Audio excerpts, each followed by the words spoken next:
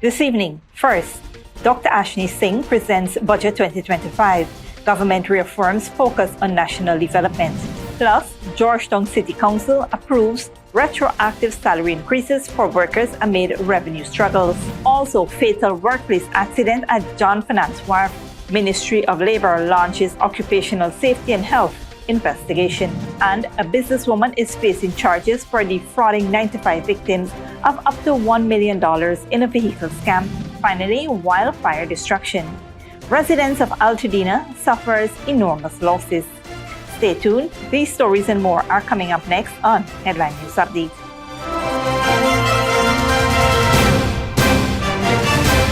Welcome to this broadcast of Channel 2's Headline News Update for January 17th, 2025. I am Bibi Bacchus. Thank you for joining us. First up, the senior minister within the Office of the President with responsibility for finance, Dr. Ashni Singh, is currently presenting Budget 2025 to the National Assembly.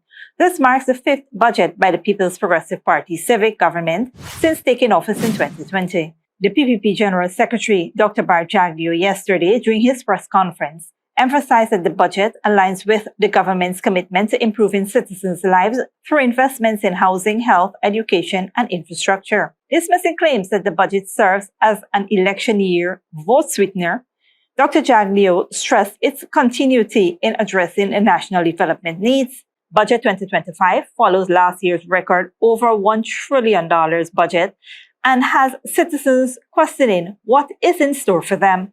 What do you want to see in Budget 2025? Another workplace fatality is being investigated by the Ministry of Labor's Occupational Safety and Health Department. Malcolm Carter has more on this tragic story. The Ministry of Labor's Occupational Safety and Health Department launched an investigation into a fatal workplace incident on Thursday, January 16, 2025 at the John Finance Limited Wharf, Water Street, Georgetown, Region 4. The deceased was identified as 63-year-old Dallas Sharpless, a stevedore employed by John Finance Limited. Reports indicate that Sharpless was working with his colleagues to offload containers from a vessel when the tragic accident occurred. In response to the incident, Senior Occupational Safety and Health Officers Garwe Burney and Ray Hosanna promptly visited the site to thoroughly investigate the circumstances surrounding the accident and formulate recommendations to prevent similar incidents in the future.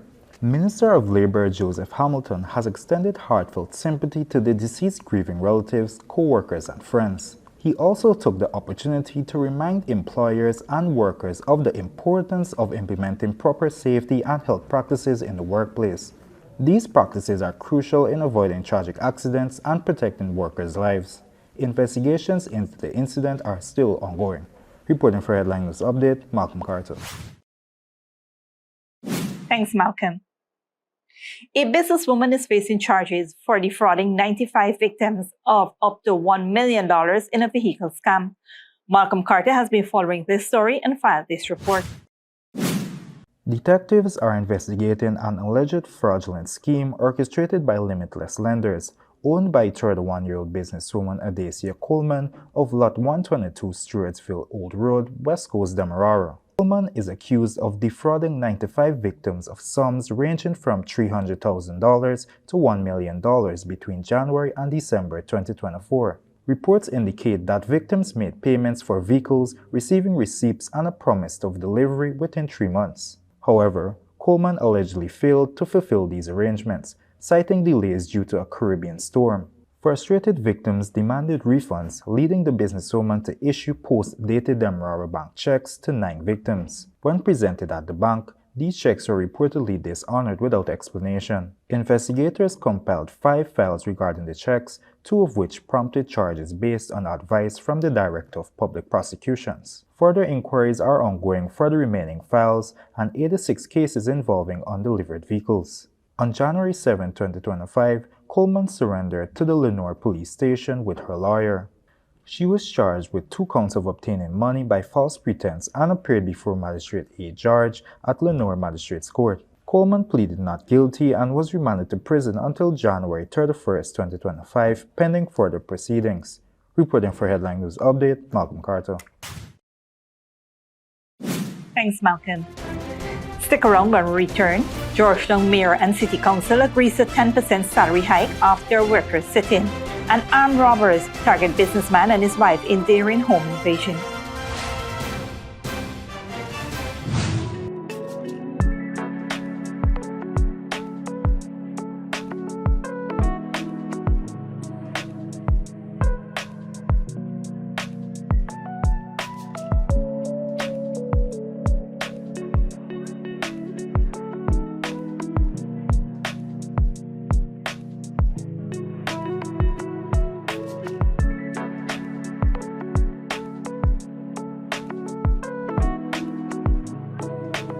Good girl forget things.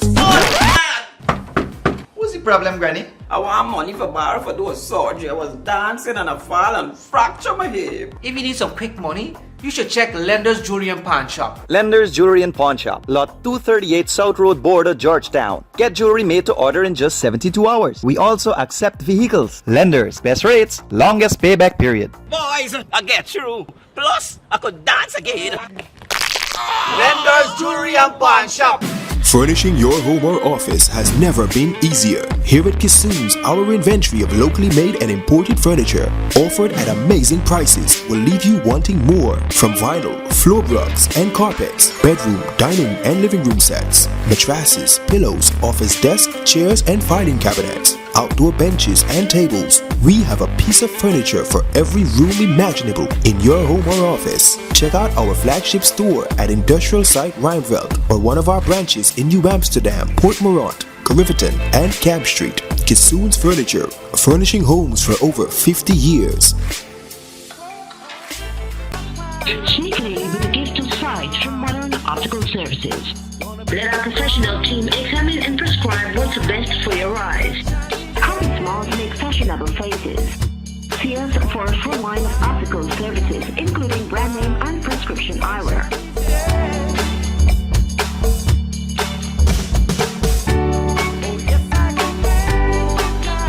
Modern Optical Services, 316 Mill Street, Georgetown, telephone 226-1082. Welcome back.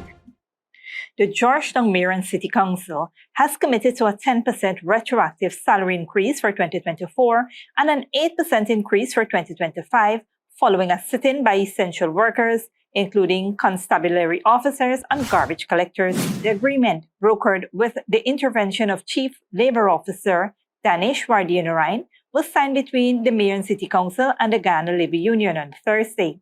According to Mayor Alfred Mentor, the retroactive payment for 2024 will be made by March 31st, 2025, while the 2025 increase will be paid by July 31st, 2025. The mayor attributed the delay in salary increases to the municipality's financial struggles, citing only 85% collection of rates and taxes for 2024. He emphasized that the council required time to generate sufficient revenue to meet the agreed terms. As part of the resolution, the Ghana Labour Union pledged to support the council's effort to recover outstanding revenues by encouraging businesses, residents, and entities to pay their taxes. Police are investigating an armed robbery targeting 48-year-old businessman Neon Ray and his wife at their home in Perseverance Housing Scheme, East Bank, Demerara, on Wednesday, January 15th. The robbery, carried out by two armed suspects, occurred around 7:45 p.m. as the couple returned from their beverage wholesale depot located in Rijnveld Gardens. The assailants reportedly jumped the fence of their compound and confronted the couple at gunpoint. The suspects demanded cash and valuables, forcing the victims to hand over $125,000 in cash, two Samsung A35 cell phones, a Guyanese passport, and other personal documents. The robbers fled the scene on foot after the heist. Authorities are actively investigating the incident. And in trending news, the Biden administration delays TikTok shutdown ahead of January 19th deadline, leaving its future to be decided by President-elect Donald Trump. More from Malcolm Carter. The Biden administration has clarified that it will not immediately enforce a TikTok shutdown on January 19, 2025, one day before President Biden departs office. The decision underscores the administration's stance that TikTok should operate under American ownership. The law mandating the ban primarily targets app stores and internet providers, leaving them to face hefty fines if they continue to support the app. However, TikTok remains functional unless it chooses to suspend operations to emphasize the ban's implications. While the law permits a 90-day extension if TikTok shows significant progress towards divesting from its Chinese parent company, ByteDance, much progress has yet to materialize. President-elect Trump initially pushed for the ban and has pivoted to exploring executive actions or a negotiated solution to ensure TikTok remains available while safeguarding user data. Meanwhile, Senate Minority Leader Chuck Schumer has urged for more time to reconcile national security concerns with the app's popularity. Ultimately, the path forward will rest heavily on Trump's administration. Decisions on enforcing or revising a law, negotiating with TikTok, or issuing executive orders to preserve the app will define how this continuous issue evolves in 2025. Reporting for Headline News Update, Malcolm Carter. Thanks, Malcolm. Soon going after the break, Brazil's Supreme Court nixes Bolsonaro's effort to attend Trump inauguration, and Sudan refugee crisis, over 800,000 displaced in neighboring South Sudan. Furnishing your home or office has never been easier. Here at Kissoon's, our inventory of locally made and imported furniture, offered at amazing prices, will leave you wanting more. From vinyl, floor rugs and carpets, bedroom, dining and living room sets, mattresses, pillows, office desk, chairs and filing cabinets, outdoor benches and tables. We have a piece of furniture for every room imaginable in your home or office. Check out our flagship store at Industrial Site Rijnveld or one of our branches in New Amsterdam, Port Morant, Riverton and Cab Street. Kissoon's Furniture, furnishing homes for over 50 years. Sneakily with a gift of sight from Modern Optical Services. Let our professional team examine and prescribe what's best for your eyes. Our smiles make fashionable faces. See us for a full line of optical services, including brand name and prescription eyewear.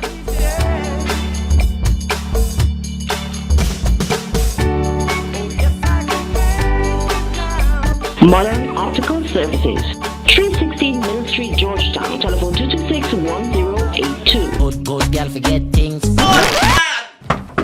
What's the problem, Granny? I want money for borrow for those surgery. I was dancing and I fall and fracture my hip. If you need some quick money, you should check Lender's Jewelry and Pawn Shop. Lender's Jewelry and Pawn Shop, lot 238 South Road Border, Georgetown. Get jewelry made to order in just 72 hours. We also accept vehicles. Lender's, best rates, longest payback period. Boys, I get through. Plus, I could dance again. Lender's Jewelry and Pawn Shop.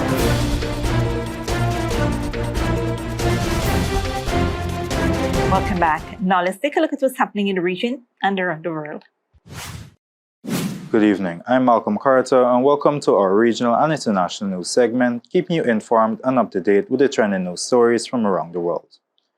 In South America, Brazil's Supreme Court denied Jair Bolsonaro's request to regain his passport, barring the former president from attending Donald Trump's upcoming U.S. inauguration.